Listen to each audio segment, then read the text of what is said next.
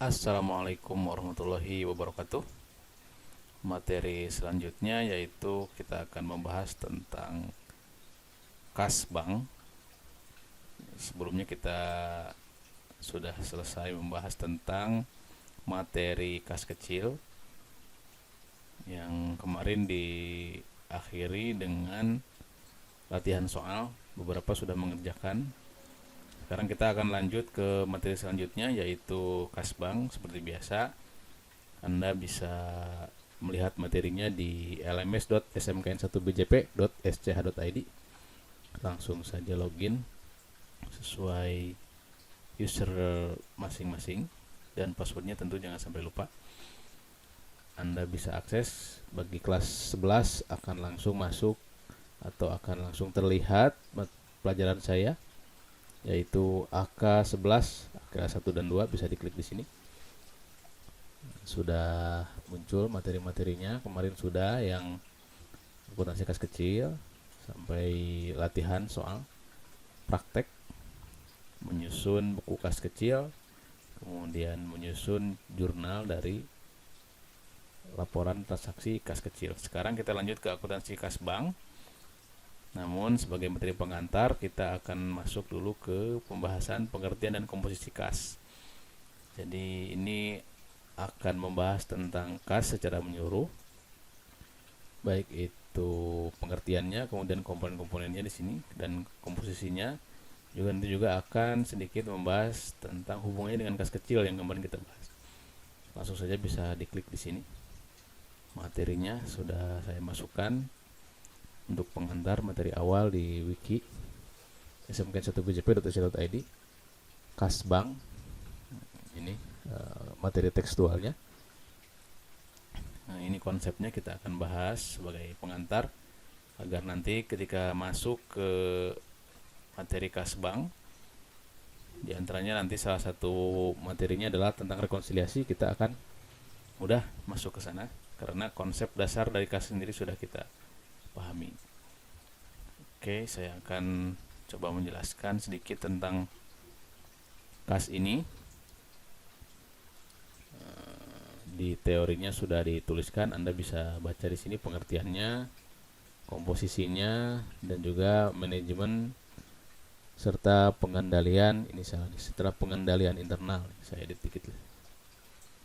Pengendalian internal harusnya salah, pengendalian atau pengendalian kas, mohon maaf. Oke, sudah di save.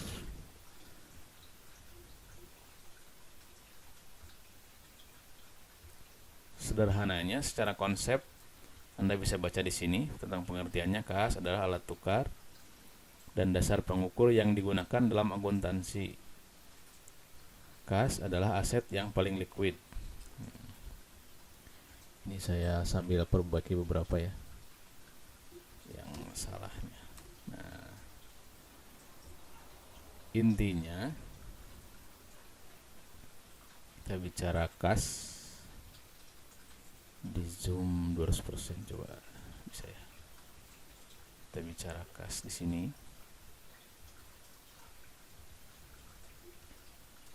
Kas itu sebenarnya fungsinya dua.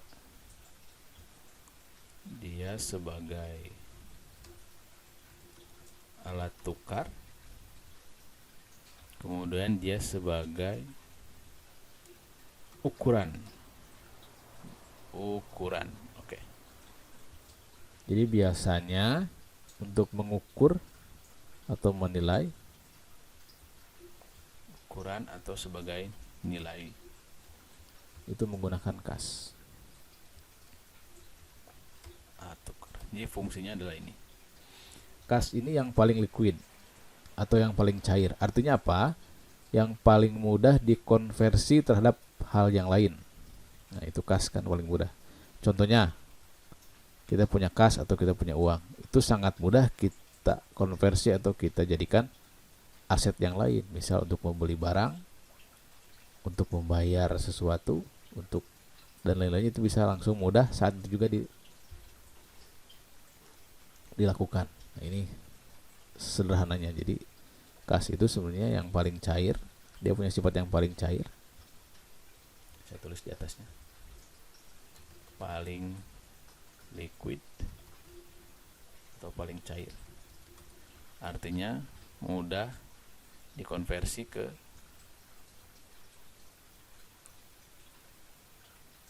jenis yang lain. Oke, ini gampangnya kas ini. Nah, dia si kas ini punya sifat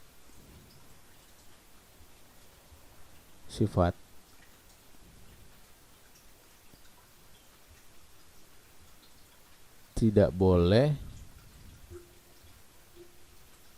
terlalu sedikit, juga tidak boleh terlalu banyak. Jadi ini ibarat kalau di badan kita itu ibarat aliran darah. Aliran darah sangat penting. Kalau tidak ada darah, maka tubuh tidak bisa melakukan hal-hal yang penting, melakukan aktivitasnya, melakukan fungsi-fungsinya secara normal. Tapi jika kebanyakan pun menjadi masalah. Akan darah tinggi lah gampangnya. Kalau terlalu sedikit juga akan masalah, akan darah rendah. Jadi harus diatur sedemikian rupa agar si jumlah kas ini jumlahnya memadai atau cukup untuk melakukan operasional perusahaan. Jika terlalu sedikit, maka perusahaan akan kesulitan melakukan pembayaran yang sifatnya kewajiban-kewajiban atau pembayaran jangka pendek, kewajiban-kewajiban lancar. Jika terlalu banyak, perusahaan akan mendapatkan kerugian dari kas yang tidak diinvestasikan, sehingga perusahaan tidak mendapatkan manfaat dari kas yang dia punya. Itu jadi masalahnya. Jadi gampangnya seperti itu. Di sini ada teorinya, silahkan dibaca saja. Artinya kita harus tetap menjaga jumlah kas ini tidak terlalu sedikit juga tidak terlalu banyak. Kemudian sifatnya dia paling liquid, paling cair, maka dari itu disimpan kalau di neraca itu paling atas sebelah aset itu kas, karena dia sifatnya paling cair, paling liquid. Artinya dia mudah dikonversi kepada jenis yang lain. Kemudian fungsinya, ini sifatnya fungsinya dia sebagai alat tukar dan juga sebagai ukuran nilai. Alat tukar contohnya ya tadi untuk belanja, untuk pembayaran dan seterusnya. Ukuran kita bisa nilai untuk, karena di akuntansi aset-aset ataupun kewajiban-kewajiban dan modal itu pasti dia akan dinilai setara kas atau setara kas. Atau ketika dinilai dengan uang itu kan termasuk uang tunai, termasuk kas, itu akan dinilai. Jadi seperti itu fungsinya. Kemudian komposisinya ada macam-macam. Jadi kas sendiri ini saya kasih langsung teks aja lah ya. Kas sendiri yang terdiri dari kas itu banyak sekali. Sini aja lah.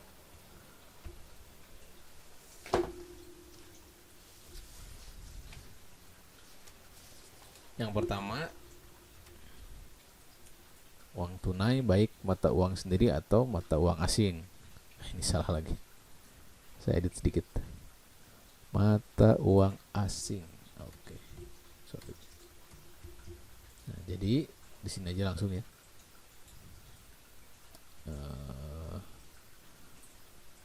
Segala bentuk mata uang, apakah itu mata uang sendiri atau mata uang asing, itu masuk kas. Jadi misalnya perusahaan di Indonesia dia punya mata uang rupiah, dia punya mata uang dolar dan seterusnya, itu termasuk ke dalam komponen kas. Yang kedua, simpanan giro di bank.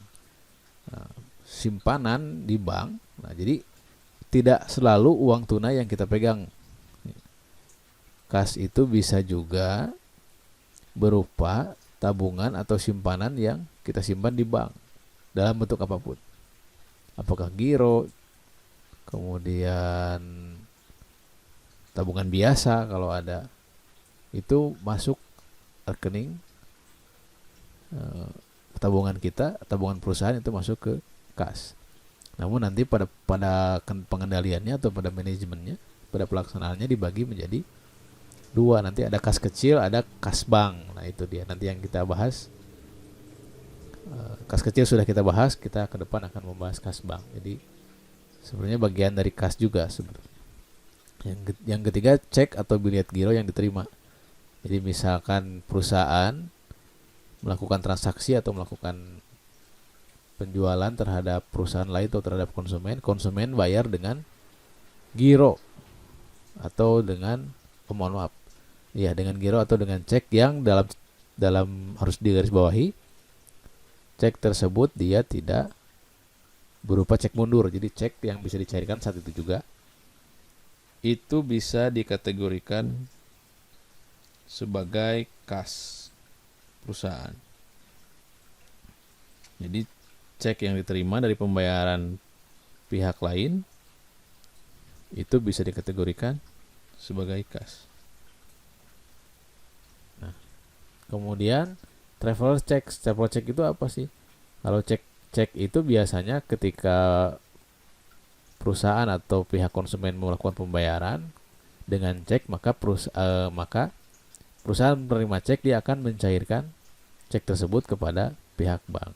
Nah, kalau travel check, si travel check ini adalah cek yang dia tidak dicairkan berupa uang. Jadi cek ini yang diterima dari pihak pembayar tadi dikeluarkan lagi atau dibayarkan lagi berupa cek lagi oleh perusahaan. Jadi dia ceknya hanya lewat saja. Diterima cek, kemudian dikeluarkan berupa cek lagi, itu maksudnya travel check atau cek yang lewat saja. Itu termasuk juga ke dalam komponen kas gitu ya. Juga termasuk cek kasir. Cek kasir itu cek yang diberikan dari, katakanlah misalnya kas pusat untuk kas kecil diberikan ke kasir. Itu biasanya penetapan dana kas kecil itu yang seperti dicontohkan sebelumnya. Menetapkan dana kas kecil sekian, kemudian dari kas pusat memberikan cek kepada kasir pemegang kas kecil untuk dicairkan dan ditetapkan sebagai kas kecil. Nah, itu cek kasir. Sebenarnya cek juga sih. Intinya segala bentuk cek yang sifatnya tidak cek mundur yang saat itu juga bisa dicairkan itu termasuk ke dalam komponen kas. Selanjutnya adalah surat perintah membayar atau wesel. Money order. Jadi ada surat perintah selain cek, ada surat perintah berupa wesel. Apakah dari contohnya wesel pos atau wesel bank. Jadi penerimaan yang berupa wesel yang bisa dicairkan saat itu juga, artinya bukan yang saat mundur. Kalau wesel utang wesel, pembayaran wesel berupa utang wesel yang mundur itu tidak termasuk. Ini yang bisa dicairkan saat itu juga. Itu bisa dikategorikan terhadap kas.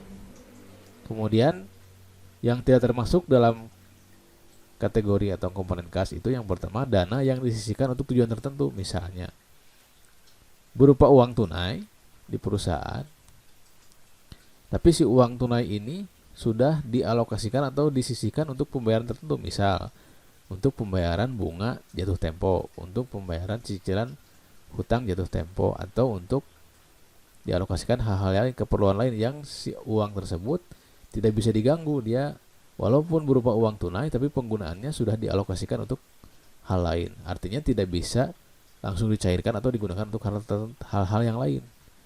Fungsinya sudah ditentukan. Nah, maka walaupun bentuknya dana tunai, itu tidak bisa dikategorikan dalam bentuk kas. Kenapa? Karena penggunaannya tidak leluasa. Atau persediaan perangko, kalau dulu masih pakai perangko. Perangko itu ada harganya, persediaannya tidak termasuk kas, walaupun nilainya tertera nilai uang. Tapi karena ini bukan alat tukar, perangko itu bukan alat tukar, maka bukan termasuk kas. Atau cek mundur, walaupun cek, tapi kalau tidak bisa dicairkan saat itu juga. Cek mundur ini nanti masuk ke kategori piutang karena dia berupa piutang. Orang lain punya hutang ke kita, ke perusahaan, dia bayar pakai cek mundur, nah, maka cek tersebut tidak bisa dikategorikan untuk menjadi kas, tapi dikategorikan sebagai piutang. Nah, yang selanjutnya cek kosong. Cek kosong ini pembayaran, ini termasuk pelanggaran. Jika ada pihak lain membayar dengan cek, ternyata ketika ditukarkan oleh kita ke bank mau dicairkan, ternyata tabungannya tidak mencukupi. Nah, ini cek kosong ya. Itu juga tidak bisa kita kategorikan terhadap untuk menjadi kas. Nah, ini juga rekening giro pada bank di luar negeri yang tidak dapat segera dipakai. Artinya kalau ada yang tidak bisa digunakan saat itu juga, walaupun bentuknya cek, bentuknya uang, bentuknya tabungan, itu tidak termasuk dana yang disebut dengan komponen kas. Kemudian kita masuk ke manajemen dan pengendalian kasnya. Kenapa harus ada manajemen atau pengendalian? Ini sudah dijelaskan di sini. Artinya manajemen dan pengendalian adalah kaitannya erat sekali. Karena apa? Dalam pengendalian ini harus diatur fungsi-fungsi yang mengatur atau yang mengelola kas. Jadi tidak boleh dalam satu perusahaan itu ada yang mencatat, ada yang memeriksa, menyimpan, atau melaksanakan pembayaran satu komponen saja, tidak boleh. Jadi harus dipisahkan antara, saya garis bawahi, fungsi penyimpanan, fungsi pencatatan, fungsi pelaksanaan pembayaran, itu harus terpisah agar yang pertama memudahkan, yang kedua menghindari hal-hal yang tidak diinginkan seperti adanya penggelapan uang dan seterusnya. Jika dilakukan oleh satu orang saja, itu dikhawatirkan akan terjadi penggelapan atau pemakaian kas tidak secara dengan semestinya. Itu dalam pembagian tugasnya. Dalam teknisnya, beberapa hal bisa kita lakukan. Misalnya dengan menggunakan rekening bank, tadi dibagi antara kas yang di bank dan juga kas kecil, dan di sini juga ada. Atau melakukan pembayaran dengan sistem elektronik atau transfer, sehingga rekapnya atau historinya, recordnya bisa terlihat langsung di pihak perusahaan maupun di pihak bank. Juga penggunaan sistem kas kecil, ini sudah dijelaskan sebelumnya. Selain untuk pembayaran-pembayaran yang sifatnya harian, yang sifatnya kecil gitu, juga ini juga termasuk sistem kas kecil ini merupakan bagian dari pengendalian pengelolaan kas agar kas bisa berjalan atau bisa dikelola dengan baik, tidak ada penyelewengan, dikelola sesuai dengan fungsi-fungsinya sehingga tercapai tujuan yang tadi. Dia tidak terlalu sedikit karena ini dikhawatirkan akan menyebabkan perusahaan tidak liquid, tidak bisa membayar kewajiban-kewajibannya, tidak bisa beroperasi secara wajar, atau tidak terlalu banyak disimpan karena ini dikhawatirkan terlalu banyak kas yang disimpan tidak berputar menjadi kas nganggur atau kas tidak bisa digunakan untuk investasi sehingga perusahaan tidak mendapatkan manfaat dari kas yang dia punya. Jadi seperti itu, sehingga diperlukan pengendalian internal. Salah satu contohnya pengendalian internal adalah seperti yang tadi saya sebutkan, adanya pembagian antara kas bank yang dimasuk di rekening bank dan juga kas kecil. Nah, ini sudah dibahas kemarin sistem kas kecil, maka ke depan kita akan membahas tentang apa atau bagaimana pengelolaan kas dalam kategori kas bank. Kedepannya kita akan bahas ini. Kemudian salah satu pengendalian yang lain adalah dengan kita melakukan transaksi secara elektronik atau secara transfer. Supaya apa? Supaya setiap transaksi bisa direcord atau bisa disimpan dengan baik, dicatat dengan baik, baik di perusahaan atau juga di pihak bank. Demikian pengantar yang bisa saya sampaikan pada kesempatan kali ini untuk pengantar pembahasan lanjutan kas bank.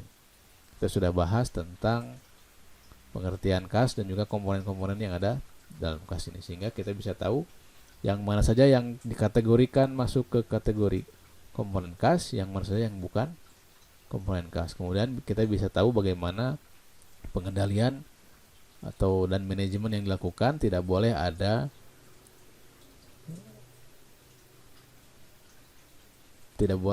ada satu pihak yang melakukan segala hal.